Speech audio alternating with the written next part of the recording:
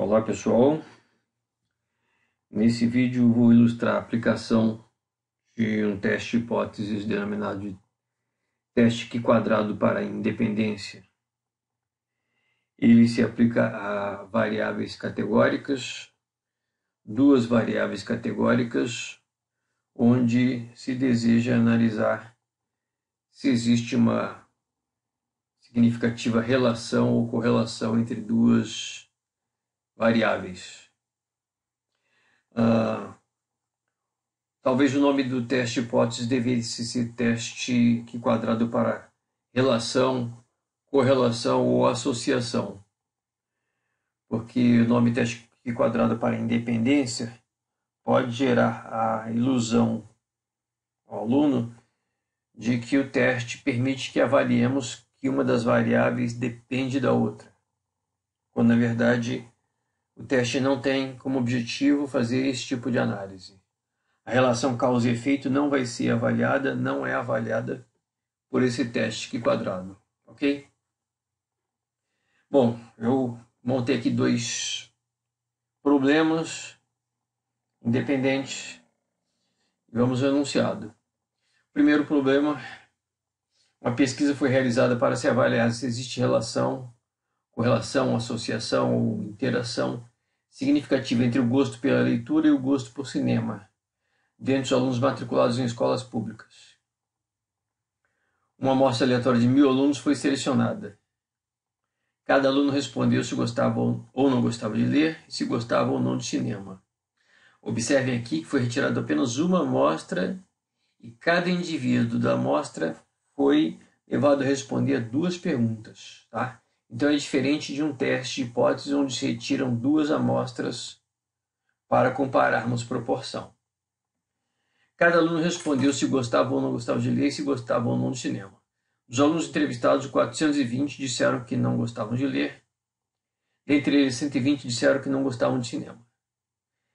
Dentre aqueles que disseram gostar de ler, 130 afirmaram não gostar de cinema. Construa uma tabela de contingência e resolva o problema mediante teste Q².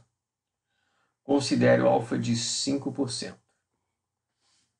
Bom, o segundo problema tem um ambiente idêntico, só que a resposta do aluno envolve uma variável classificada como tendo nível ordinal, porque é uma ordenação de um nível ou de uma graduação mais fraca para uma mais forte em termos de gostar de cinema e gostar pela leitura, conforme eu já apresento aqui nessa tabela de contingência, ok? Bom, resolvendo primeiro o problema inicial, eu montei aqui previamente uma tabelinha com a tabela de contingência com os dados coletados na pesquisa. Uma variável gosto pela leitura, resposta sim e não. A outra variável gosto por cinema, resposta sim e não. Então essa é a tabela de contingência e aqui por fora os totais por coluna e por linha. Como é que nós calculamos a estatística Q²? Primeiro, formatamos uma tabela de contingência também para os valores agora esperados. Para cada uma dessas células dos valores observados, os valores esperados podem ser calculados facilmente da seguinte forma. A primeira célula, o total da respectiva linha, vezes o total da respectiva coluna, dividido pelo total geral. O mesmo com relação a cada uma das outras células. Total da respectiva linha, respectiva coluna, total geral. Mais uma vez, total de linha, vezes total de coluna, dividido pelo total geral. E a última vez, total de linha, vezes total de coluna, dividido pelo total geral. Então estão aqui os valores esperados de acordo com a hipótese nula. Tá? Então, essa tabela de valores esperados, ela está associada à hipótese nula, a hipótese de igualdade. Bom, o cálculo da estatística Q quadrado envolve agora a comparação entre valor esperado e valor observado, essa comparação sendo por diferença, por subtração, e essa diferença elevada ao quadrado, para cada uma dessas células. E o quadrado de diferença dividido pelo valor esperado. Da seguinte forma. Para este primeiro quadrante, eu vou ter o valor observado menos o valor esperado. Essa diferença elevada ao quadrado. E o resultado sendo dividido pelo valor esperado.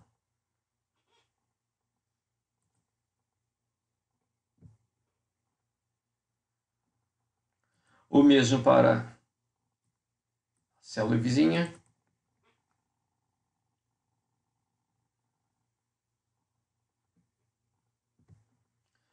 O mesmo para as células de baixo.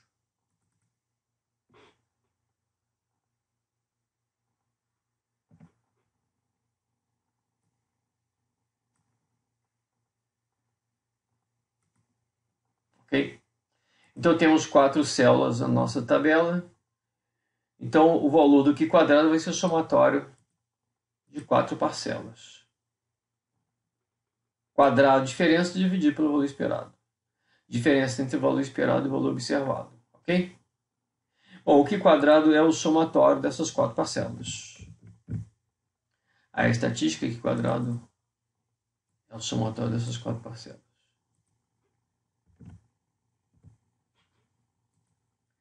Essa estatística Q quadrado é confrontada com o valor crítico. Então, por exemplo, nesse desenho aqui, nesse esboço de uma curva Q quadrado, temos a região associada à hipótese alternativa, H1, ou seja, a região de rejeição da hipótese nula, sendo a região que tem a área igual ao alfa. E estamos aqui realizando teste hipóteses com alfa de 5%. Então, essa área aqui à extrema direita é a área associada a 5% ou 0,05. O delimitador dessa área é o valor crítico 3,841. Vamos conferir esse valor crítico. Uma tabela aqui quadrado, onde o número de graus de liberdade que tem que alimentar a tabela é o número de linhas menos 1 vezes o número de colunas menos 1. Uma tabela 2×2, o número de graus de liberdade então é igual a 1. Para um alfa de 0,05, a área da cauda superior 0,05, nós trabalhamos nessa coluna aqui. Grau de liberdade igual a 1, valor crítico 3,841. Então, este valor crítico está sendo ultrapassado pela estatística Q quadrado. A estatística Q quadrado está caindo nessa região em amarelo, que é a região de H1. Então, por esse motivo, nós rejeitamos a hipótese nula. Rejeitar a hipótese nula num teste de Q quadrado de independência é julgar que existe uma relação significativa entre as variáveis. Porque num teste de Q quadrado de independência, independência implicaria em os valores estarem distribuídos de forma equilibrada. E estando distribuídos de forma equilibrada, o valor do Q quadrado ficaria baixo de valor crítico. Okay? Então, um valor Q quadrado acima do valor crítico, um valor comparativamente elevado, significa que os valores não estão distribuídos de forma equilibrada, exatamente porque existe uma relação entre as duas variáveis. Okay? Então, o teste Q quadrado para a independência entre duas variáveis categóricas, rejeitar a hipótese nula, implica em se dizer que existe relação significativa entre as duas variáveis.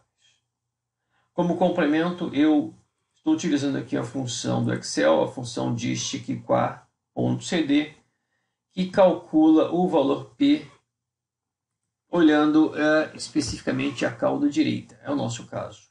Ok? Então, o valor P 0,026 seria um valor P menor do que o alfa de 0,05. O valor P menor do que o alfa, nós rejeitamos a hipótese nula. O segundo problema, que também tem uma tabela de contingência aqui já pronta, apenas tem uma tabela 3x3 agora. Eu já tenho aqui uma tabelinha, uma planilha formatada com os dados de entrada. Eu tenho apenas agora que montar a tabela de contingência para os valores esperados. O mesmo método que realizamos agora há pouco. Então, para cada célula, valor esperado, valor observado, menos... desculpe, eu estou aqui montando primeiro a tabela com os valores esperados. Então, o valor esperado de cada célula, associado a cada célula, vai corresponder ao somatório da linha vezes o somatório da coluna, dividido pelo total geral. Tem que fazer, então, aqui o total geral primeiro.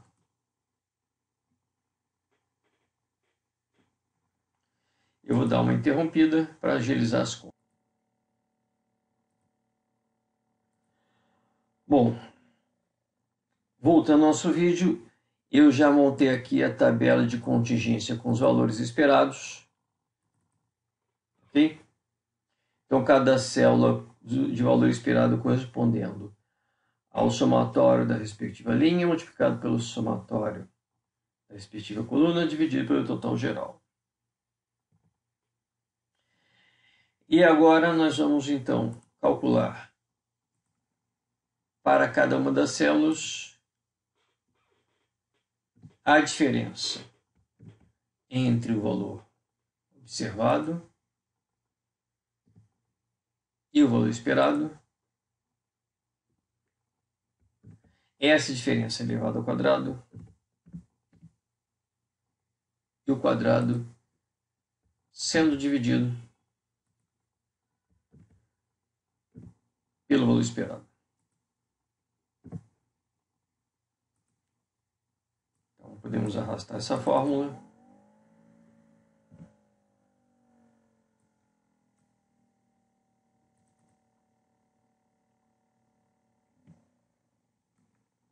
Por 3 linhas.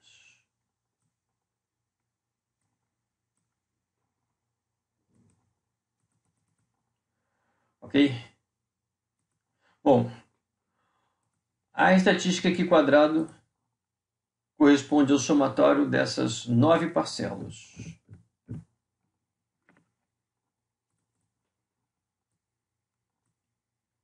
E o valor da estatística aqui quadrado, então, é 20,954. Essa estatística aqui quadrado tem que ser comparada com o valor crítico. Eu já registro aqui como sendo 9,488. Nós vamos observar na tabela. Precisamos alimentar a tabela com o alfa de 0,05 e com o valor crítico, melhor dizendo, com o número de graus de liberdade, corresponde numa tabela de contingência ao número de linhas menos 1 vezes o número de colunas menos 1. Uma tabela 3x3, graus de liberdade 4. Então, na coluna com a área da cauda superior 0,05, alfa de 0,05, e a linha com grau de liberdade igual a 4, valor crítico 9,488. Ok? Como a estatística aqui quadrado está ultrapassando o valor crítico, nós estamos rejeitando a hipótese nula. E ao rejeitarmos a hipótese nula, julgamos que existe uma relação significativa entre as duas variáveis, o gosto por cinema e o gosto pela leitura. Ok?